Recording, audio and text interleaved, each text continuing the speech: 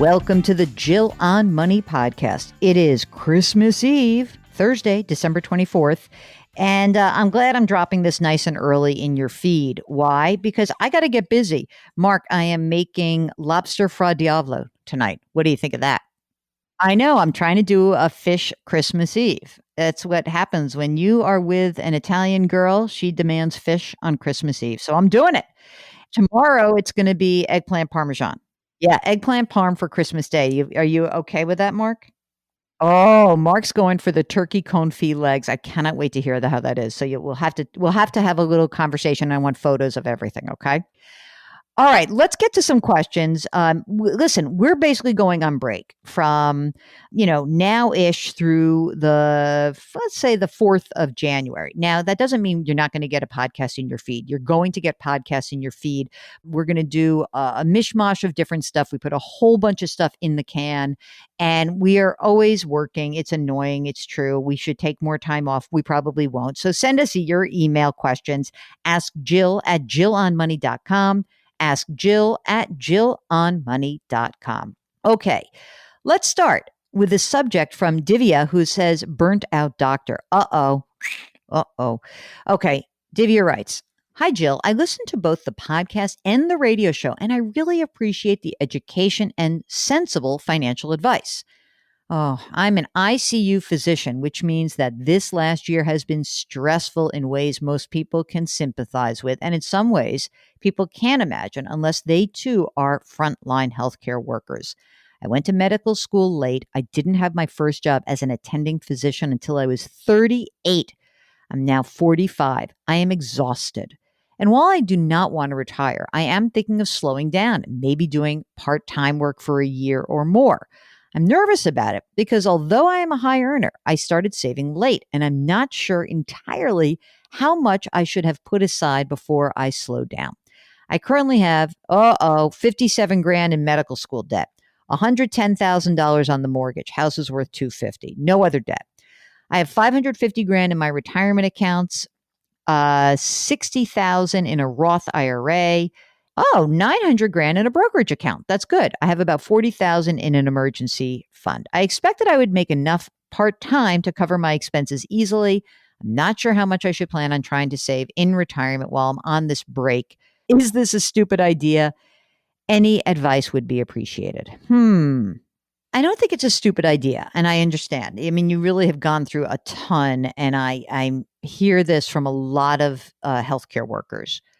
Is it a stupid idea? No. Should you have a larger emergency fund? Yes. That I'm almost certain of. What I would suggest is this. If you say that you can make enough part-time to cover everything and not just let that debt, I don't want the debt to increase. I want you to be able to make payments on your debt so that you can, not your mortgage, but your med school debt. I want you to be able to put a dent in that. So you've got to be able to manage that, not just make minimum payments. I'm not so sure you have to save, but if you're talking about this as a 1-year thing, I would crank up your emergency fund a little bit more. I would do it for 1 year, but that's it. And you didn't tell me what your expenses were, but I'm going to guess that you got a ways to go. You didn't tell me more about your real life. I think if for a 1 year, I'm okay with it. Yeah, Mark wants to ask a question. Yeah, I mean, that's a very good question, Mark, and I should have said that. Mark says, shouldn't you just pay off the student loan? Yeah, I guess. You've got $1 million or 900 grand in your brokerage account. Maybe just pay off that sucker. Why not? Pay off the loan. Don't pay off your mortgage. Take your time in making this decision. Okay. David says, I've got $1 million in the New York 457 deferred compensation plan. I'm 50 years old and I contribute $26,000 into a traditional plan. How much should I contribute to in a Roth? I was told I can contribute all 26,000 or a percentage. Should I backdoor any of the $1 million into the Roth? I make 135 grand a year. I plan on retiring in the next 5 years. I'm married. Our household income is 150. We have no debt. We own our home. We've got a kid in college, one in high school. When I retire, my pension will be around $75,000 a year. I would just put the whole 26 grand into a Roth. Household income at 150, but he's got $1 million is already in a deferred comp in a traditional. And he's going to be at least, I mean, again, the pension is 75 grand. Then he's going to get Social Security. He's going to be in a decent tax bracket. So I think for the next 5 years, do the whole Megillah into the Roth. All right, next. This is from Lincoln, who says, "Thank you for your show. I started listening at the market's worst back in March, and you helped calm me down on a daily basis. You gave me the confidence to listen to the rational brain and not do anything as opposed to panicking and starting to sell. I really appreciated your reframing social distancing to physical distancing. I believe as a country, we would be doing better if that was the messaging from the start." Oh, well, thank you. My wife and I live in the Seattle area. And with our quarantine puppy, I just want to, oh my God, look at that puppy. Look at those ears, Mark, right? It's a Frenchie, I think. Okay, the quarantine puppy is Frank. Okay, they're a year and a half into a 15-year mortgage. The mortgage is 275 grand at 3.75%. We're debating taking advantage of lower interest rates. I always thought it would be nice to be mortgage free, but listening to your show has made me think that it might be wiser to move to a 30-year, invest half the difference, the other half to home improvements. While our retirement accounts are solid and our current mortgage is well within our budget, does this make sense? With rates so low, there doesn't appear to be too much of incentive to go for 15 years.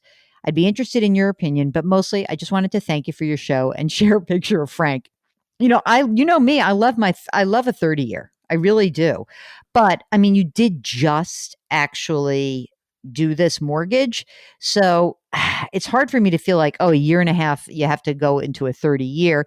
But are you saying that maybe you really want some money out of this because of the home improvements? You want to free up cash flow? Then I do think it's okay. But just, look, consider the costs and make sure you're going to stay in the house long enough to recoup those costs. Okay. All right. This is from John, who wanted to follow up on his layoff in May. He said, after being unemployed for 7 months and over 40 job interviews, at age 64, I got a full-time job as a buyer for a medical device company. Isn't that awesome? My financial future and retirement at 66 years and 4 months is on track. During this time, I learned a lot about myself and what really matters. I had a structured layoff, meaning every day I had a purpose of volunteering, helping elderly family members, praying, doing household errands, and job searches. I was more patient and I had empathy for others. I just let things happen as they came. I was reflective on that my worth is determined by my character, not by my job. I was happy at what I had, not what I didn't have. Thank you for your advice and for the Jill on Money show. Wow. Isn't that nice, Mark? I mean, I know it's such a struggle, but wow, you stick to it and you get there. That's some serious introspection there. Thank you for that note.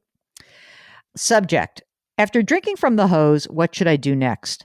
Love that subject. Hi, Jill. I love your show. I learn a lot. I'm 54 and single. I make around $100,000 a year. I was that person who never took the 401k money from my company until I was 35. Yikes. But since I was about 45, I maxed out the 401k. I got my finances in shape by getting out of debt. I just refied for 4.25%. My house is in good shape. I'll never pay it off. It's $860 a month and manageable. Because I was late to the game on retirement saving, I have been drinking from the hose on the stock market, 80% stocks, and it's paid off.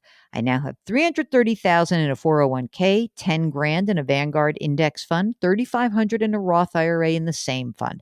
I've got 20 grand in a money market, which is 6 months of my saving. I'm wondering, what do I do next? I assume it's maxing out my Roth. Yep, you got it. It is maxing out your Roth. Do I take the other Vanguard Admiral Fund and move it over? Take from my savings? I hope to automate it next year. At what point do I stop drinking from the stock hose? It was great to get this far, and I would love to get even farther, but I know my risk tolerance has to go down as I get older. Thank you. Okay. So Jill has written this. Jill, here's the thing. You're 54. 80% stocks is a big number. It is. It's kind of scary for me. But that said, it doesn't mean that you can't stick with it. It just means that it's going to be very worrisome to you the next time the stock market goes down. So I would even encourage you to maybe just go 70-30. Yes, I think maxing the Roth is the right thing. What I probably would do is that you have 10 grand in a Vanguard index fund. Just use that, pay the capital gains and put it into the Roth. That's what I would do. And then start automatically contributing. Just careful on the risk because it does get scarier. It really does. It gets scarier as you get older when you have every market downturn. Okay, here is a message from Sam who says, "Hi, Jill and Mark.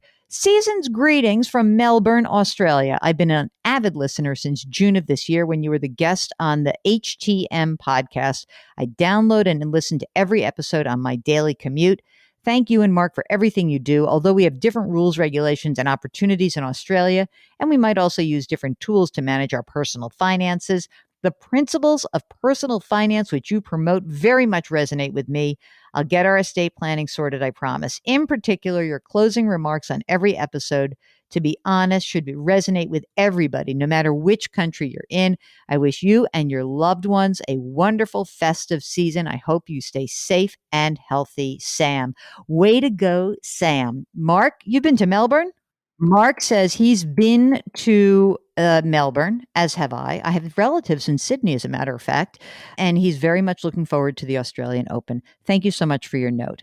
And finally, this is from LC, who says, "Greetings, Jill and company. I am a regular follower of your podcast and online resources, and I have been for a while. I enjoy all of your interviews, but I must honestly say this guy," he's talking about Scott Galloway, "this guy, Scott Galloway, is exceptional. I can see easily why he has been so successful in his career and his skills are in demand. I was completely captivated with his insights and clear way of explaining them. Thanks for having him on and turning me on to him. Can't wait to read all of his books. Happy holidays to you and yours. Best wishes for the new year, LC." What a nice way to end. Well, that's great. All right. It's almost Christmas. I'm going to hit the kitchen. I hope you guys hit the kitchen also. Drink a lot, eat a lot, have fun. Don't think about getting on your Peloton. Oh, there's a little Peloton tease coming up. Are we going to have a great interview? I can't wait. All right. It's a crazy time. It is a time where you might be with people that you haven't seen in a while. Keep your distance. Remember, wash your hands. Please keep those masks on. Maintain that physical distancing. And come on, now it's Christmas. Do something nice for somebody else.